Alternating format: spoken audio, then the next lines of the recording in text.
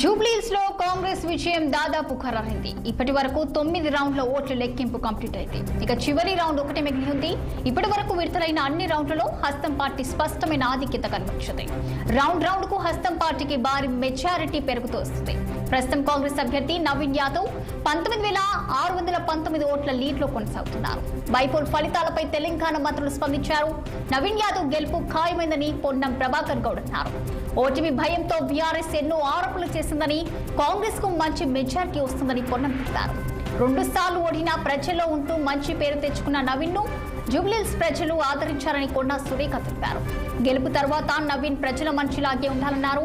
జూబ్లీహిల్స్ ప్రజలకు, MIM party శ్రేణులకు కృతజ్ఞతలు తెలిపారు కొండా సురేఖ. అభివృద్ధికే ప్రజలు ఓటేశారని మరో మంత్రి వాకిటి శ్రీహరి అన్నారు.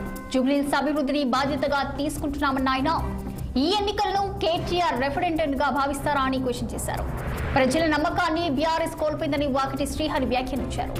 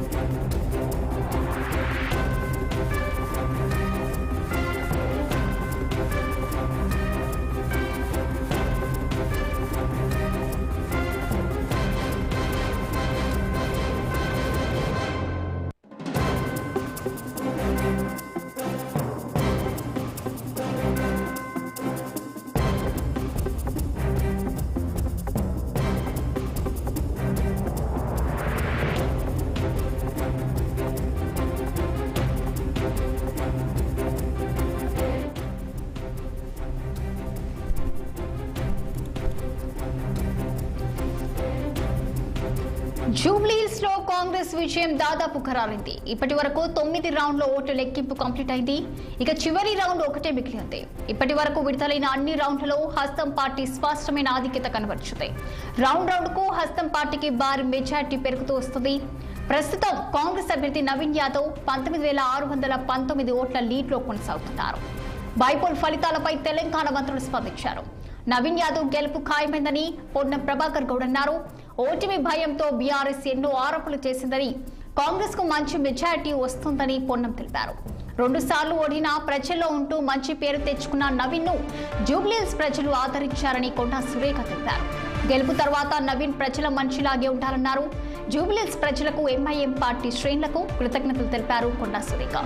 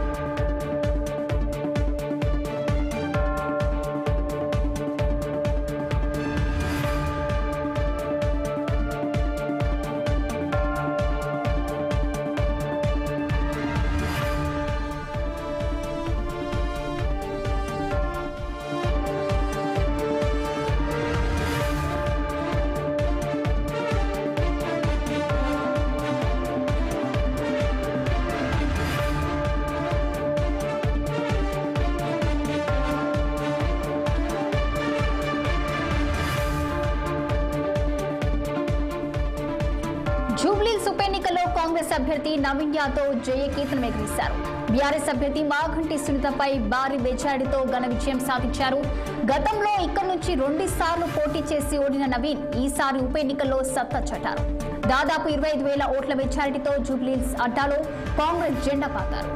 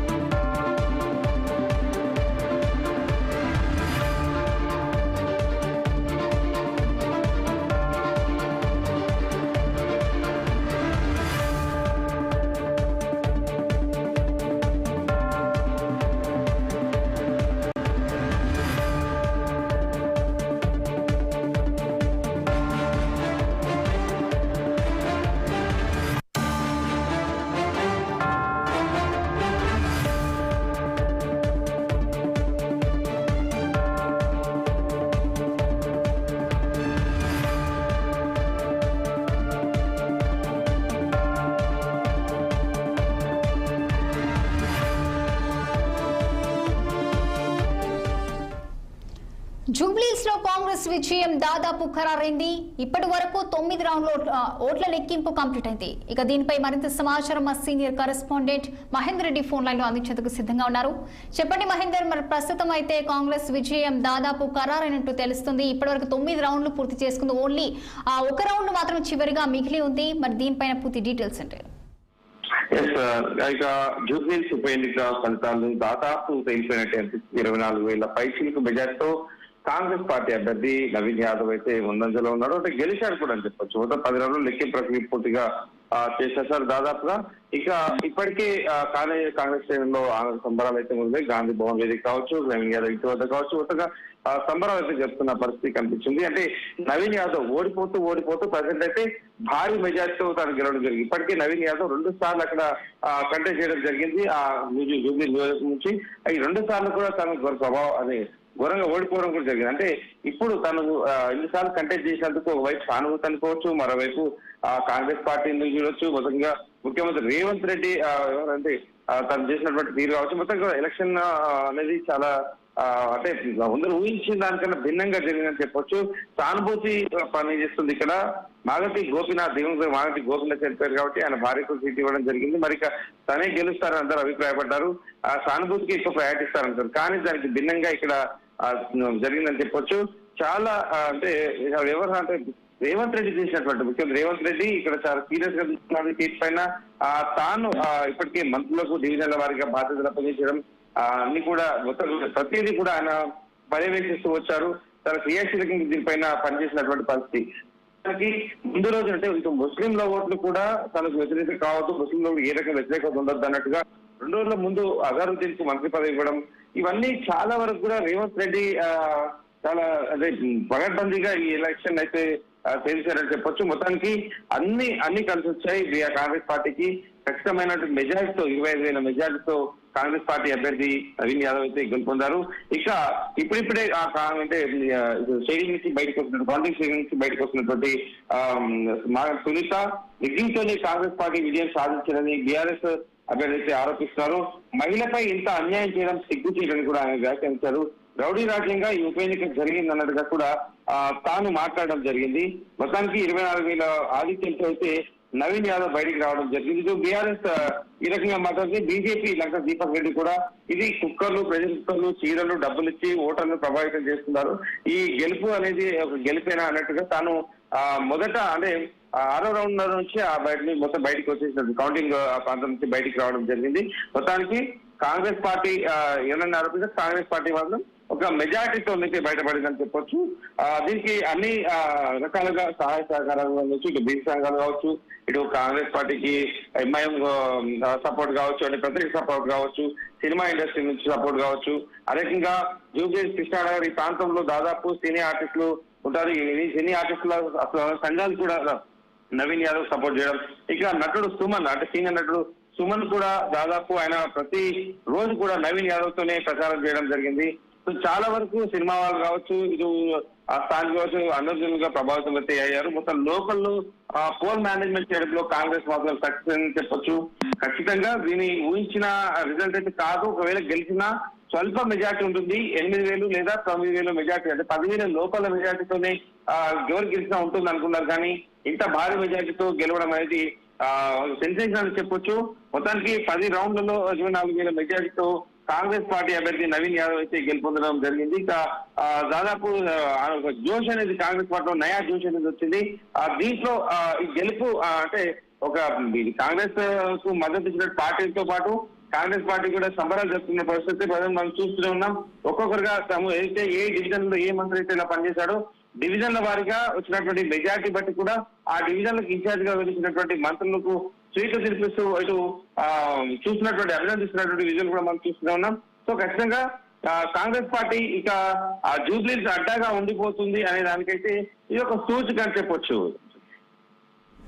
మహేందర్, మరి అలాగే మరి వాకిటి శ్రీహరి మరి మంత్రి కూడా కొన్ని వ్యాఖ్యలు చేయడం జరిగింది కేటీఆర్ పైన, రెఫరెండెడ్ గా భావిస్తారని కూడా క్వశ్చన్ చేశారు. దీన్ని ఏ విధంగా చూడొచ్చు అంటారు? పూర్తి డీటెయిల్స్ అంటే మంత్రి వాకిటి శ్రీనివాస్ మాట్లాడిన దానికి ప్రజెంట్ పరిగణలోకి తీసుకుంటారా లేదా అని కానీ ఖచ్చితంగా గెలుపు సంబరాల్లో మాత్రం కాంగ్రెస్ పార్టీ జోష్ అయితే కనబరుస్తుంది.